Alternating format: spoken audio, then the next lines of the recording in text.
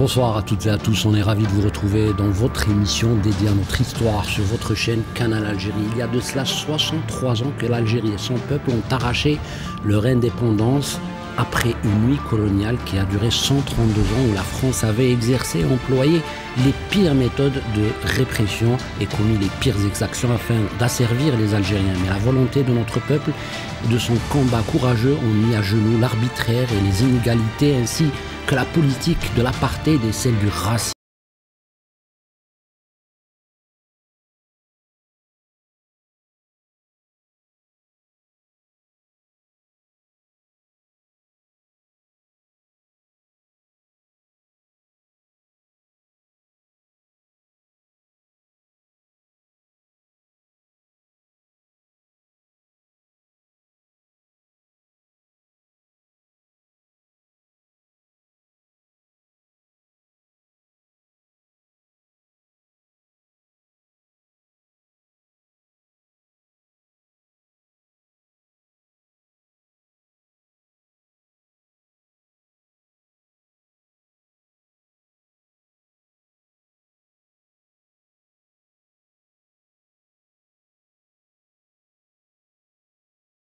Et oui, et on est heureux d'accueillir celle qui m'accompagne tout le temps dans cette émission, le déshonneur, Maître Fatem Zahra Ben Brahim, avocate et chercheur en droit de l'histoire. Bienvenue à vous. Merci, merci.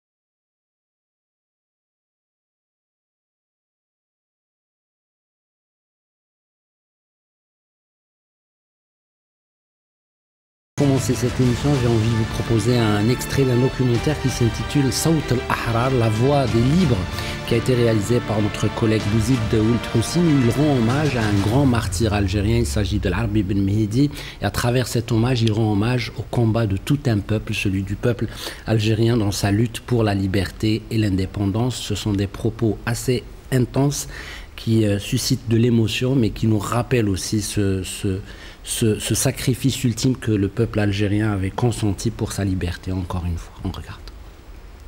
À cette révolution, mais en y amenant une espèce de sincérité religieuse, j'allais dire. Il s'est donné à la révolution. Les Français savaient qu'ils n'étaient pas manipulables. Ils l'ont pris comme prisonnier, mais ils ont très bien vu que face au conflit qu'il a eu au Caire, ou là au Maroc, ou là, il est revenu plusieurs fois en Algérie. Et donc, pour utiliser Ben Mehdi pour d'éventuelles zizanies à l'intérieur de l'ANN ou du FLN, c'est exclu. À quoi on reconnaît ça? On reconnaît ça à l'absence absolue d'ambition personnelle. La seule ambition qu'il habitait, c'était l'Algérie. Et donc ça, il le savait. Ben Mehdi est interrogé par les militaires pendant 8 jours au quartier général de Bijar, dans une ville à El Biar. Pour ne pas le présenter à la justice, Ben Mehdi est livré au Sinistro Sarès. Sur ordre du général Massu, Ben Mehdi est assassiné le 3 mars 1957.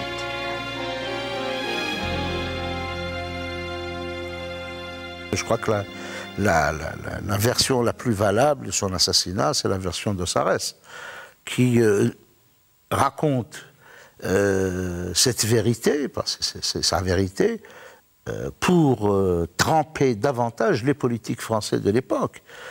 Parce que, bon, ce livre n'a pas été fait comme ça. Le livre de Sarès n'a pas été fait comme ça. C'était davantage, bon, c'était des salades franco-françaises pour gêner François Mitterrand, parce que il était à l'époque responsable de la justice. et, disons, le commanditaire de tout ce qui se passait au niveau des exécutions, au niveau de la machine à tuer qui était la guillotine, etc. Et Ossares raconte les circonstances de sa mort atroces, d'une façon lâche. Et, comme beaucoup d'autres Algériens, les militants ont été assassinés, là,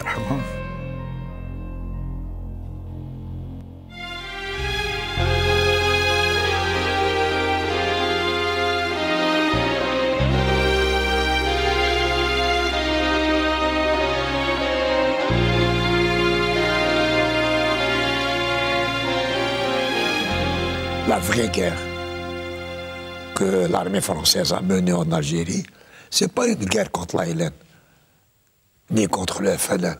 Ça a été une guerre contre le peuple algérien. Et le FLN, c'était nous. C'était le peuple algérien. C'était pas des colonels, des commandos, c'était des katibat, c'était ces colonels.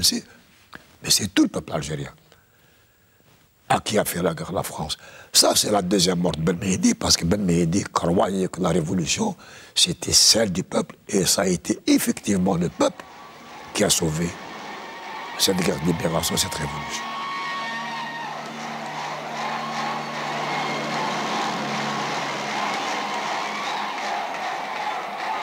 Ce qu'il faut retenir essentiellement de la vie de cet immense militant, qui était l'Arbi Ben Mehdi, c'est cet esprit qu'il a insufflé à la révolution algérienne. C'est cet esprit de conviction que lorsqu'on entreprend quelque chose d'aussi important, il faut non pas se munir simplement des outils nécessaires, des armes nécessaires, mais que ce qui est beaucoup plus important que les armes, c'est l'esprit, c'est la préparation spirituelle.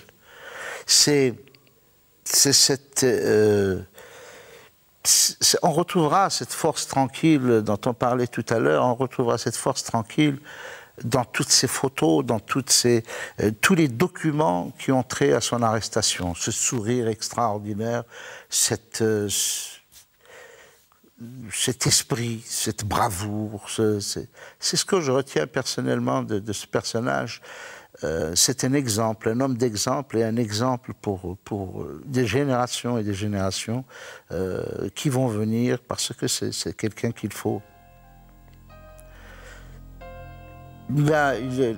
Il incarne quelque part un esprit national, un esprit algérien. Quelque part, je crois que c'est cette permanence. C'était un Algérien. Eh oui. Donc, Amazigh disait qu'il y avait un esprit de conviction, un esprit de courage, de bravoure. Tout ça, bien sûr, a été incarné par ce grand martyr, l'Arbi Ben Mehdi. Et d'ailleurs, aujourd'hui, on rend hommage à tous nos martyrs, à toutes ces victimes de la colonisation française en Algérie depuis 1830. Et puis ce qu'on retient dans cet extrait aussi, ce sont ces belles images de liesse quand le peuple algérien s'est libéré, a arraché cette indépendance. Monsieur Shepard, tout à l'heure, je vous ai présenté brièvement, mais il faut savoir que vous avez beaucoup écrit sur la colonisation française en Algérie. On citera peut-être votre ouvrage The Invention of Decolonization, The Algerian War and the Remaking of French, l'indépendance et ses effets aussi sur la société française, puisque vous parlez d'histoire contemporaine.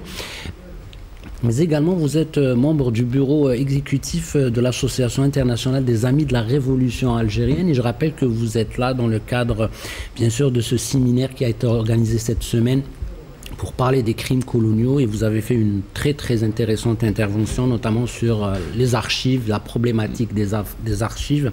Et peut-être ma première question, ou la première question que j'ai envie de vous poser, comment vous, qui êtes né aux États-Unis, comment est venu cet intérêt à la révolution algérienne, à l'histoire du peuple algérien?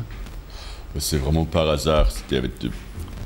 Pour une série de raisons, j'ai fait une année en France. J'ai fait ma première en France, chez les familles françaises. Et donc le résultat final, c'est que j'ai appris à parler français. Donc, je parlais français. La première famille, je devais rester chez elle toute l'année. Et ça s'avère que c'était dans les années 80 et ils étaient FN. Donc c'était assez tôt. Et c'était dans le nord, à Douai aussi, dans un coin un peu inattendu. Ils étaient obsédés par les Arabes, etc. Donc j'avais gardé ça, j'étais choqué. Et puis voilà, après je suis passé sur autre chose. Et puis je voulais à la fin de mes études de premier cycle d'université de faire une thèse en histoire américaine, contemporaine, mais je n'avais pas fait l'histoire, j'avais fait autre chose. Donc des gens m'ont conseillé, mais si tu veux avoir une bourse, mieux de trouver un sujet en histoire française. Je dis ok, je vais. Donc là, j'ai suivi un séminaire à New York avec un grand historien, Eric Hobsbawm, qui a beaucoup travaillé sur l'âge des révolutions, il est très connu, sur les révolutions. Et donc, il fallait trouver un sujet. La mienne, c'était est-ce que la révolution algérienne était une révolution française? Et c'est cette question-là qui était inspirée par... j'avais vu la bataille d'Alger et j'avais lu pas mal de textes de Frantz Fanon qui restent très enseignés dans beaucoup de facs américaines. La bataille d'Alger, ça tournait, et là ça tourne beaucoup toujours dans les facs et ailleurs, dans les villes, dans une certaine frange de la société américaine. Donc c'est ça qui m'a fait ça. Et puis je me suis rendu compte que je pourrais rester sur cette histoire plutôt que l'histoire américaine. Des grands sujets étaient en jeu et comme ça, je pourrais être financé pour travailler à l'étranger. Donc c'est ce que j'ai fait. Et c'était au moment milieu des années, c'était 94, où les Français, soi-disant, ouvraient leurs archives. C'était 30 ans après, il y avait une loi sur les archives, 30 ans, donc une ouverture des archives dites algériennes. Donc j'ai été une des premiers à pouvoir consulter ces archives. Et voilà, j'ai fait la thèse qui éventuellement plus tard est sortie en français, 1962, comment l'indépendance algérienne a transformé la France, chez Payot. Donc c'était ça devenait toute ma carrière. Et vers 2010, j'ai dit, il faut que j'aille en Algérie, parce que je ne connaissais pas le pays. Et il faut dire que je me définis comme quelqu'un qui fait l'histoire française, l'histoire algérienne de la France. Donc pas l'histoire algérienne proprement dite, parce que moi je n'ai pas l'arabe, je n'ai pas le tamazigh, je n'ai pas une expertise ni une formation dans le monde dit arabe, le monde dit berbère, mais voilà. Vous dites que la révolution algérienne et l'indépendance du peuple algérien a eu non seulement un impact sur l'Algérie, c'est normal parce que le peuple a retrouvé sa liberté et son indépendance, sur le continent africain, puisque l'Algérie a inspiré bien des peuples à réclamer leur indépendance et avoir leur autodétermination. Mais vous dites que ça a eu un impact sur le monde. Ah oui. Est-ce que vous pouvez nous l'expliquer justement, parce qu'aujourd'hui, on célèbre cette fête, et tout à l'heure dans mon introduction, j'ai bien pesé mes mots en disant que l'Algérie et son indépendance avaient offert au monde une nouvelle ère, celle de la liberté et de l'indépendance. Ah oui, en 2012, j'ai pu participer à la co-organisation à Ouaran à un grand colloque sur 1962, un monde, dans le contexte de le cinquantenaire de l'indépendance. Et c'est ce qu'on a voulu montrer, c'était tellement évident pour tout le monde qui regarde de l'extérieur, c'était que c'était un événement absolument fondamental pour comprendre ce qui est un des événements ou les développements le plus importants du XXe siècle et donc de l'âge contemporain, c'est-à-dire ce qu'on appelle la décolonisation, les libérations, les luttes pour la libération. Oui. Et donc une des choses que j'ai essayé de faire dans le livre, en anglais, c'est l'invention de la décolonisation, c'est-à-dire comment quelque chose que les Français présentaient comme absolument exceptionnel, qui n'avait rien à voir donc avec le Ghana, avec le Vietnam, avec l'Inde, avec le Pakistan, parce que l'Algérie, c'était la France. Ça, c'était des colonies, même des colonies françaises, mais c'était la France. Donc ça ne pourrait pas être comme des autres, c'était nécessairement différent. Donc c'est un des éléments qui explique la violence incroyable, la façon que la guerre a duré, la ténacité de l'armée française et du gouvernement français en France de maintenir son contrôle sur le territoire et le peuple algérien, c'était important pour leur, comment ils s'autodéfinissaient, la République française universelle, de dire, voilà, l'Algérie c'est la France, vous pourrez dire que c'est bizarre, mais c'est évident, c'est dans nos droits. Donc comment cette exception devient, pour beaucoup de monde, dont moi, l'exemple même de la décolonisation.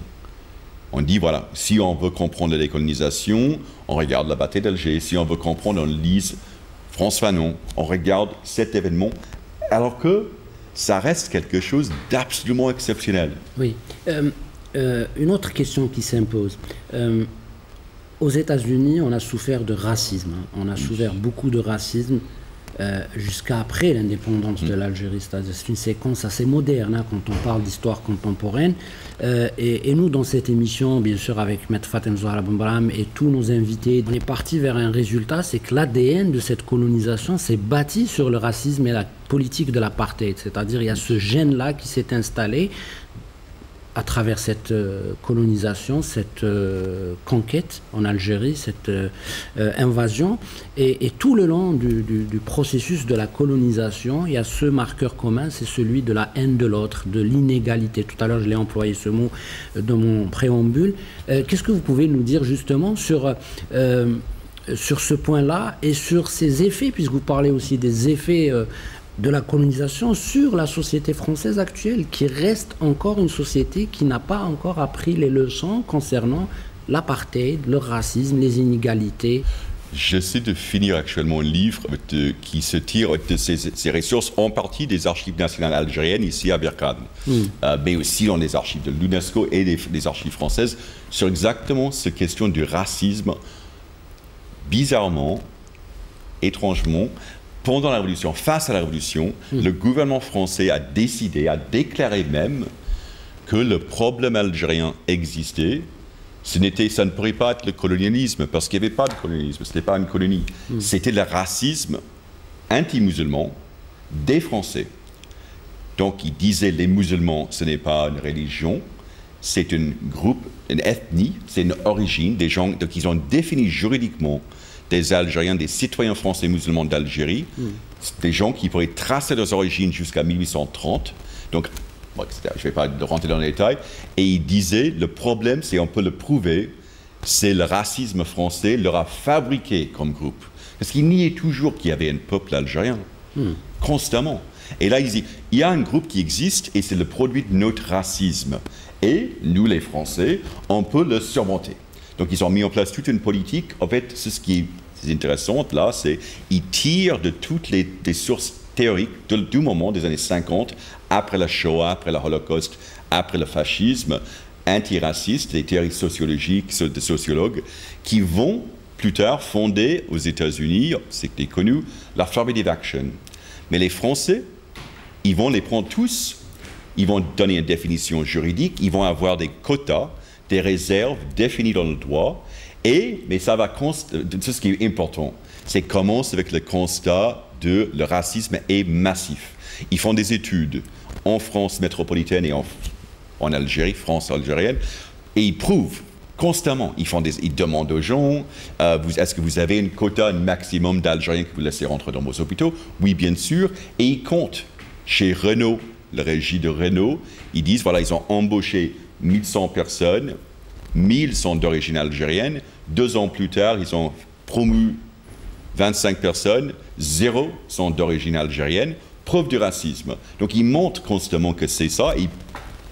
C'est ce qui est là, on voit. Les Français aujourd'hui prétendent que le racisme, de parler du racisme en tant que tel, c'est de suggérer que la race existe et que c'est faux, que le républicanisme rejette, c'est l'universalisme. Là, dans la défaite, ils ont fabriqué cette politique qui disait le colonialisme n'existe pas en Algérie, mais le racisme français, si. Ça n'a pas marché. Les Algériens insistaient et ont lutté et ont gagné leur indépendance. Donc après, les Français prétendent comme si c'était inimaginable qu'ils prennent en compte le racisme dans la politique publique, alors qu'ils l'ont fait. Ils se sont présentés comme pionniers de cette politique. Donc le racisme, ils l'ont montré eux-mêmes. C'était massif. Une des choses aussi, ça ne vous surprendrait pas, ils avaient mis en place des quotas, par exemple, pour toutes les professions, pour les magistrats, par exemple, mais ils avaient des chiffres de nombre d'Algériens.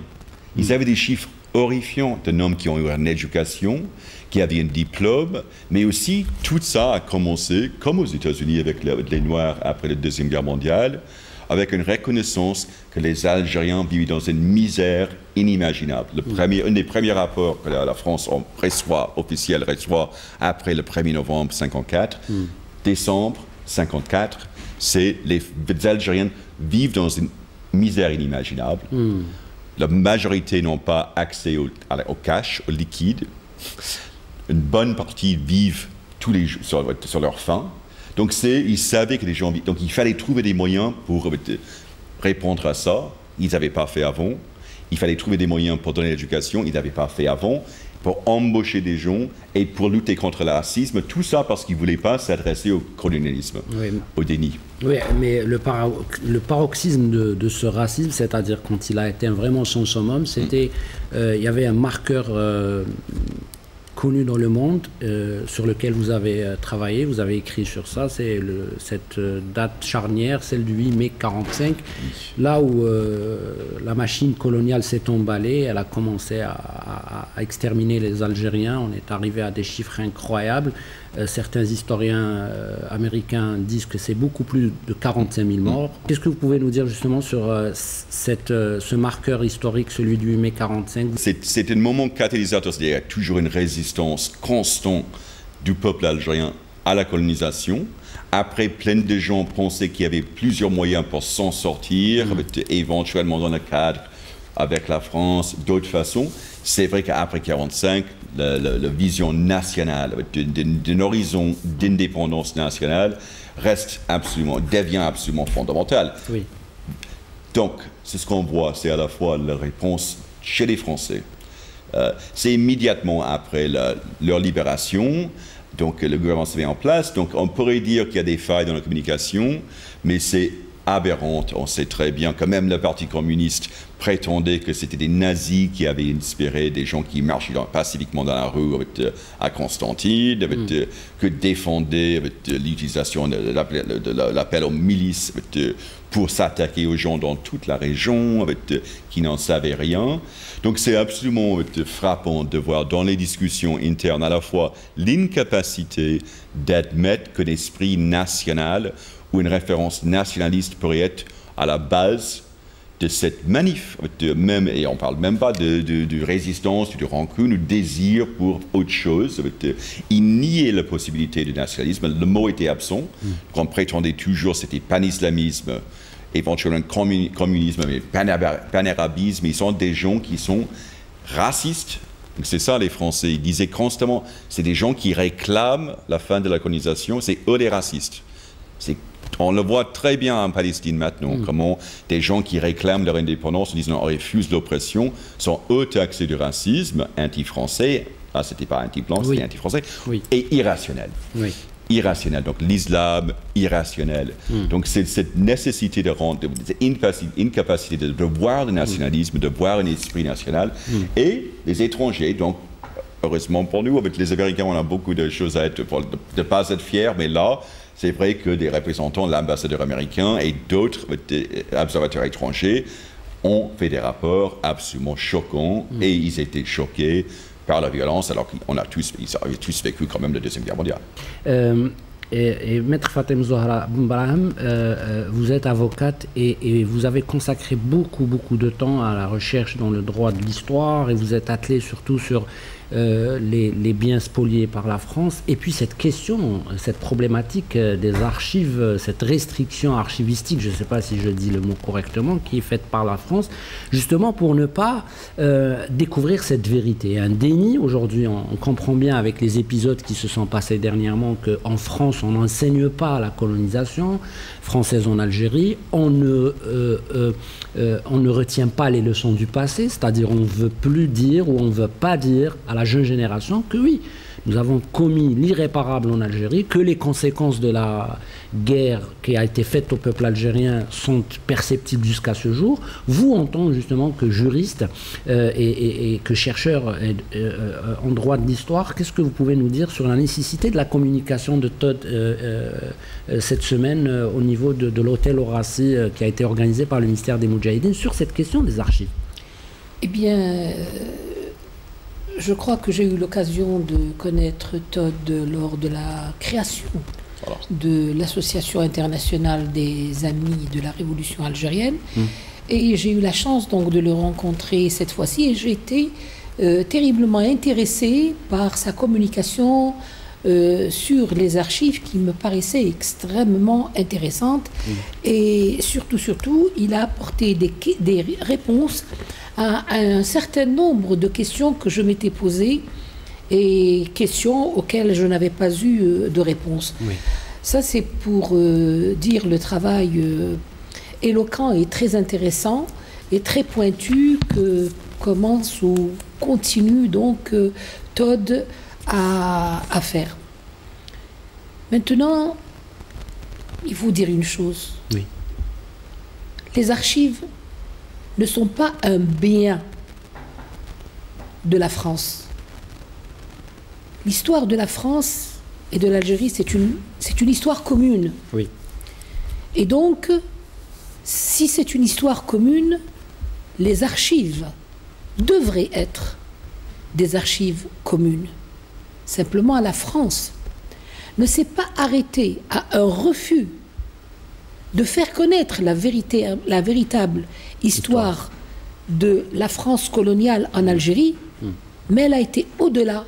Elle a confisqué toutes nos archives pour nous empêcher de connaître notre véritable histoire. Et ceci relève beaucoup plus du crime que d'autre chose. Un crime qui est double. Vis-à-vis de l'Algérie, la France veut monopoliser notre histoire, notre identité et notre combat. Mais vis-à-vis du peuple français, c'est un autre négationnisme.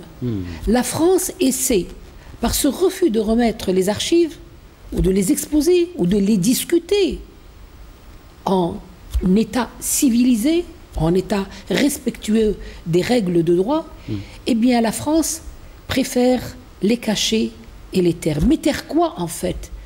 Elle est en train de taire un mensonge grossier qu'elle a fait pour son peuple, vis-à-vis de son peuple.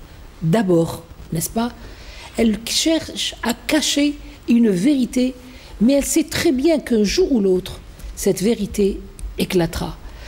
Les archives sont la mémoire d'un peuple. Et chaque peuple a le droit de lutter pour son indépendance, pour sa liberté, mais également pour ses archives, c'est-à-dire pour la reconstitution de sa mémoire. Parce que les archives que nous réclamons, ce sont des archives qui étaient là en Algérie, n'est-ce pas? C'est des archives qui ont été volées en Algérie. On dit les derniers vols se sont situés en 62, mais ça n'est pas vrai, parce que le vol a continué beaucoup plus tard. Parce qu'entre 62, par exemple, et 68, nous avons une période où nous avons recueilli en Algérie, ou accueilli en Algérie, beaucoup de ce qu'on appelle les pieds rouges. C'est-à-dire les coopérants techniques qui venaient sous cet habit de coopérants techniques, mais en fait qui sont venus, pour certains, je dis bien pour certains, finir le travail de spoliation. Et je donne un exemple. Pour les explosions atomiques sur le sud algérien, eh bien, il y a eu beaucoup de coopérants techniques qui sont venus après 69, même après 69, mais qu'ont-ils fait? Ils ont par exemple pris toutes les archives d'état civil pour ne pas savoir le nombre de morts, etc. etc. Parce qu'à partir de l'état civil, on peut calculer le nombre de morts, on peut calculer la période, on peut calculer... C'est un repère de calcul pour une vérité scientifique. Ces documents sont en France. Il y a même les documents qu'ils ont trouvés en 1830. Regardez, toutes les archives du Waqf sont chez eux. Toutes les archives religieuses qui étaient dans les zawiyas, qui parlaient de l'histoire de l'Algérie florissante, de l'Algérie civilisée, ils ont tout pris. Tout est actuellement en France. Et pour l'état civil, ils ne les ont même pas entretenus. Ils les ont un peu abandonnés parce qu'ils se sont dit que personne ne viendrait un jour essayer de savoir quelles sont ses origines, il est le fils de qui et de quoi. Je vous donne un exemple très simple. Oui. Selim Toumi, qui a été le dernier roi d'Alger, lorsque l'Algérie était une puissance, qu'on le veuille ou pas, parce que Selim Toumi a combattu quand même les rois d'Espagne. Il ne faut jamais l'oublier. Trouvez-moi l'archive de Selim Toumi et de ses arrière-parents et grands-parents qui étaient rois d'Alger. Vous voyez, ce qui leur a appartenu, c'est ce qui a fait partie des archives communes algéro-françaises n'existe pas, mais nos vraies archives qui étaient avant 1830, ils les ont quand même pris. Ça, c'est un vol. Tout à l'heure, Todd parlait de discrimination, de racisme. Eh bien, la France a toujours eu le chic de créer un crime et de lui trouver une loi. Par exemple, le code de l'indigénat. Pour maintenir les Algériens dans une situation d'infériorité par rapport aux colonisés, on fait un texte de loi, on essaye de l'appliquer sur toute l'Algérie. Qui légitime oui, bien sûr, pour légitimer ce crime. Et ils pensaient qu'un jour, personne ne reviendrait vers cette question. Oui. Mais voilà un Américain qui n'a rien à voir avec la France, n'est-ce pas, mais qui a un raisonnement juridique tout à fait valable. Merci beaucoup, madame, parce que là, vous me tendez la perche pour justement poser la question à M. Todd Shepard sur ses recherches. Quel est le regard... D'abord, quels sont les problèmes que vous avez rencontrés justement peut-être dans l'accomplissement de vos recherches? Est-ce que vous vous êtes mis face à ce mur d'interdiction en France, c'est-à-dire là on ne touche pas, là il y a restriction sur les archives, ou c'est une archive qui n'existe pas? Est-ce que vous pouvez en témoigner, vous, en tant que chercheur? Je me suis donc penché notamment sur la fin de la Révolution, la fin de l'occupation française, juste au moment où la victoire arrive avec des clairs. La victoire des gens, les Algériens savaient qu'ils allaient gagner, mais là c'était presque clair à tout le monde, sauf beaucoup de Français qui résistaient. Donc c'était pour voir comment ils se sont sortis de la situation juridique institutionnelle dans laquelle ils se sont mis. C'est-à-dire ils insistaient que les Algériens étaient français, et là, ils disaient, bien évidemment, ils ne sont pas français. Donc, ils ont fait en sorte juridiquement de les expulser de la nationalité française. Donc, il n'y a à aucun moment, on dit, oh, ils ont gagné, donc on accepte leurs explications, la FLN, le peuple algérien, c'est les Français. Ils disent, non, nous, plus ou moins, ils insistent, ils étaient incapables d'être français, donc on les expulse. Juridiquement, c'est comme ça que c'est fait, et toute une série de choses en découlent. Donc, comme c'est des questions un peu à côté, très américains, qui répondaient au débat états-unien, c'est pourquoi je dis que le terrain, le créneau de l'indépendance algérienne, de la révolution algérienne, apporte des réponses, pas directes, mais explicites, à plein d'autres discussions. Donc, pour moi, j'avais des questions sur l'histoire états-unienne, c'est dans la révolution algérienne que j'ai trouvé des réponses assez grandes, qui étaient un peu plus philosophiques que détails événementiels. Donc, quand j'arrive avec des archivistes, ils savent rien de quoi je parle. Ce n'est pas les grandes la torture, c'est pas des sujets brûlants. C'est-à-dire, ils disaient, ok, ils ont un souci, les archivistes, d'éviter ce qu'ils appellent le journalisme, rien contre vous, mais des gens qui cherchent des pièces à conviction. Tout à fait. Donc il veut prétendre que tout doit être dans le calme, dans la distance. Donc si vous faites comme moi, je vous pose d'autres questions, on arrive à avoir accès, donc moi, ça m'intéresse les questions, mais on arrive à avoir accès à une documentation assez incroyable. Et ils ne sont pas obsédés de nous empêcher d'avoir accès, et dès qu'on à certains fonds, il veut éviter le scandale, il veut éviter je ne sais pas quoi. Et là, avec cette demande, on a accès, par exemple, j'ai eu accès dans les archives nationales françaises et algériennes de documentation sur Maurice Papon, quand il était en Algérie. Donc avant qu'il ait réparti en France, il était l'IGAM, préfet de l'IGAM de Sétif.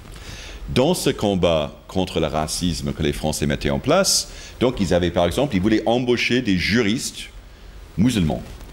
Donc lui, il suggère constamment, vous voulez des juristes qui ont une connaissance du droit coranique? Non, on veut des Algériens. Et il fait tout pour éviter. C'est-à-dire, lui, il est astucieux pour éviter la réglementation, la loi française, qui essaie de lui pousser vers le soi-disant universel. C'est une exception, Et ça, exception qui est promue. On le prend, on le met préfet de police de Paris, où il tue des centaines d'Algériens. C'est ça, c'est-à-dire qu'au préalable, à travers ses écrits, à travers ses correspondances, qui deviennent après bien évidemment des archives, on comprend bien le profil de cet assassin. C'est-à-dire on a son profil qui est palpable. Mais on va le promouvoir, il va devenir préfet de police de Paris, et bien sûr il va jeter les Algériens c'est dans lui le fleuve qui évite les règles qui sont la supposées Seine. de protéger les Algériens, donc c'est lui qu'on prend pour mettre au-dessus des Algériens de Paris, en l'occurrence de Paris. Ça c'est un autre, c'est vrai que c'est un exemple très éloquent, maître Fatem Zouhara Ben Brahim, parce que les archives, c'est vrai que ça sert comme support. Il a jeté des archives dans la Seine aussi, il ne faut pas l'oublier, c'est ce qu'il dit. Et la baie d'Alger, ici. Et la baie d'Alger, j'aimerais bien que tout à l'heure Todd nous parle de cette question. Mais on aimerait bien, oui. Dans un moment, quand j'aurai peut-être répondu allez, maître Fatem Zouhara Ben Brahim, je vais revenir à ce point de la baie d'Alger. Très important. Alors, justement, je voudrais dire à mon ami Todd que la révolution française, on ne la reconnaît pas en Algérie. Elle s'arrête à 1789. C'est une question franco-française. Ce qui s'est passé en Algérie, c'est une guerre coloniale contre une révolution populaire armée. Une révolution de tout un peuple. Et ce n'est qu'en Algérie que nous avons ce genre ce cas est unique à travers le monde. C'est tout un peuple qui se ligue contre la colonisation. Mais qu'a fait la colonisation? Parce que je pourrais vous dire que le début du XXe siècle a été en fait une prise de conscience difficile pour la France, parce qu'elle s'est rendue compte, malgré elle, que l'Algérie, après une période des résistances algériennes, on passe à une prise de conscience politique et à la naissance des partis politiques. C'est-à-dire que les Algériens ont compris que contre cette France coloniale, criminelle, il fallait s'organiser et demander ses droits en fonction de la loi française. Et c'est comme ça que nous avons plusieurs partis politiques qui sont nés, et la notion d'indépendance de l'Algérie est née également à partir du leader d'un parti politique. Le parti musulman a adhéré, qu'on appelle des ulama, a totalement adhéré à ce mouvement d'indépendance dans l'esprit de tous les Algériens, organisés. Pourquoi organisés juridiquement? Pour que la France ne puisse pas les poursuivre. Je suis dans un cadre légal et j'agis dans un cadre légal. La fracture de 8 mai 1945 a été extrêmement importante, en ce sens que la France a fait une erreur magistrale en pensant que les Américains étaient à l'origine de cette action donc de Sétif. En fait, ils s'étaient véritablement trompés, mais à partir de ce moment-là, c'est une fracture qui va aller vers le début de la lutte armée. Et 1954 a été le déclenchement d'une révolution populaire algérienne contre un État colonial. Voici le schéma d'un point de vue général. Maintenant, je vais revenir sur une ou deux petites questions. La France a toujours souhaité que les Algériens restent sous sa coupe. Oui. Et d'ailleurs, au moment où se posait la question de l'organisation politique de l'espace juridique algérien, eh bien nous avons une loi qui s'appelle la loi de l'assimilation.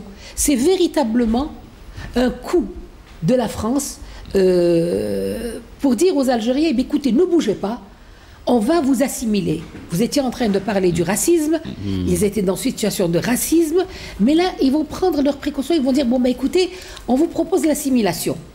Eh bien, il y a eu 2600 Algériens qui ont dit oui, et tout le peuple algérien a dit non, on ne veut pas de cette solution, nous voulons notre indépendance. Là, la France a pris conscience que ce peuple était un peuple tout à fait politisé dans le silence.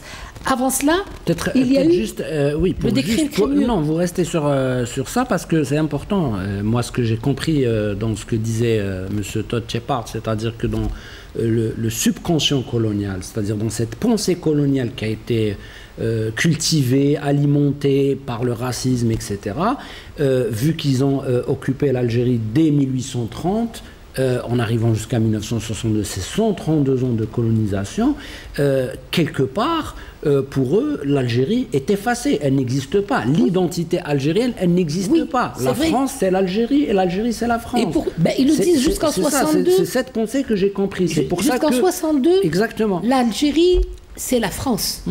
Mitterrand le disait, De Gaulle le disait, et bien d'autres le croyaient. D'ailleurs, la qualification de tout ce qui se faisait en Algérie, on arrivait avec une certaine terminologie de minimiser tout ce qui se passait événements d'Algérie. Les événements, alors qu'il y avait un mouvement de résistance assez important. Voilà, quand il y a eu novembre 1954, ils ont qualifié les moudjahidines, c'est-à-dire les combattants à liberté, de terroristes et de félagas, alors que c'est totalement faux. Et tout ce qu'a fait l'Algérie et le peuple algérien, c'est de démontrer au monde entier que ce qui s'est passé en Algérie dès 1830, c'était une aberration contre l'humanité, c'était un crime contre l'humanité. Alors, je voudrais terminer, continuer du moins sur deux autres petits points, juridiques évidemment. Les Français musulmans, c'est quoi les Français musulmans? Vous venez chez nous, vous nous occupez, nous sommes un peuple musulman depuis 14 siècles et vous nous donnez une étiquette dans le dos, Français musulmans. On n'a jamais été français. On a refusé la loi sur l'assimilation et on a refusé le décret Crémieux. Donc nous tenons à notre identité et aujourd'hui plus que hier. On aimerait bien sûr avec vous, Monsieur Todd Shepard, connaître cette histoire de ces archives qui ont été jetées à la baie d'Alger en mer. Est-ce que vous pouvez nous en parler parce qu'il ne nous reste pas beaucoup de temps Donc c'est un des moments, des épisodes croustillants de cette histoire de vol, de pillage d'archives algériens par les Français en juin 1962. Donc après les accords d'Évian, juste avant le référendum et juste avant la déclaration par le gouvernement algérien provisionnel de l'indépendance le 5 juillet, Pierre Boyer, qui était l'archiviste des archives régionales à Alger, d'Algérois, va avec une trentaine de soldats jeter une soixantaine dans un petit bateau, jeter une soixantaine de cartons dans la baie, qui vont les noyer. Sauf que ça ne se noie pas. Ça ressort, ça arrive à surface. Donc ils les prennent, ces cartons, ils les mettent sur la plage, avec la côte là, et puis ils les brûlent. Ils mettent du gasoil dessus et puis ils les brûlent. Une semaine après, l'OS essaie de détruire les archives régionales. Il y a un attentat, ça tue 40 personnes. Donc une fois de plus, meurtrière, terroriste. Ils ne touchent pas les archives. Donc l'OS voyait aussi qu'il fallait détruire les archives pour punir le peuple algérien, terre brûlée une fois de plus. Donc tout ça dans un contexte, c'est dans le contexte de l'indépendance vietnamienne, la victoire du Vietnam du Nord en 1954, que les archivistes français commencent à dire il faut qu'on prenne les archives. Et c'est cette base-là qu'ils essaient de prendre les archives et ils les prennent. On parle de 600 tonnes d'archives. De 200 000 cartons d'archives, de 8005 kilomètres qui sont déposés à Aix-en-Provence et d'autres qui sont éparpillés partout en France. Donc mais ce sont des épisodes où on trie en partie, mais plutôt ils sont poussés parce qu'ils n'attendaient pas de partir. Donc les Français étaient poussés dehors. Ils n'ont pas choisi, ils étaient forcés de partir et de prendre les archives, c'était plutôt un symbole que quelque chose d'efficace. Parce que dans les archives algériennes, il en reste beaucoup. Il y a des preuves très fortes des crimes français ici en Algérie, dans les archives laissées par les Français. Ils voulaient tout prendre, mais ils ne l'ont pas fait. Et c'est la victoire, bien sûr, inéluctable du peuple algérien contre la colonisation. Je vais terminer avec cette question. Monsieur Todd Shepard, je rappelle que vous êtes professeur d'histoire contemporaine à l'université Johns Hopkins à Baltimore, aux USA.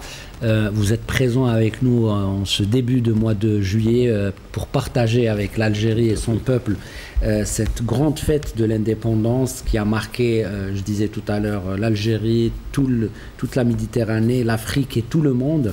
Qu'est-ce que ça représente pour vous personnellement? Qu'est-ce que ça vous fait d'être parmi nous? Je pensais qu'en France, je pourrais passer à autre chose dans l'histoire française, que les Français penseraient à autre chose, ils ne seraient restés pas obsédés par l'Algérie, par les Algériens, mais non. Et là, on vit dans un monde où les leçons des crimes coloniaux n'ont pas été apprises. On ne les a pas appris, parce que là, on vit tous les jours sur nos écrans avec des crimes coloniaux ahurissants, dans une zone dense, donc plus immédiate, plus massive dans l'immédiat, jour par jour, mais qui nous rappelle ce qu'ont vécu les Algériens, ce qu'aurait pu le peuple malgache. Mais les Algériens pendant 8 ans, donc ces violences qui s'attaquent à n'importe qui et qui ciblent les intellectuels, qui ciblent les responsables, qui ciblent les femmes, les enfants, etc., pour détruire. Donc l'événement des archives, c'est un des éléments, mais on le vit ça dans notre monde actuel. Moi, je suis américain des États-Unis, on vient d'attaquer l'Iran sans aucune raison. Je n'ai pas besoin d'être admirateur du régime pour dire que c'est inadmissible dans le droit dit international ou le droit humain basique. Donc le déchaînement du colonialisme et de l'impérialisme actuel nous rappelle à quel point il faut y réfléchir.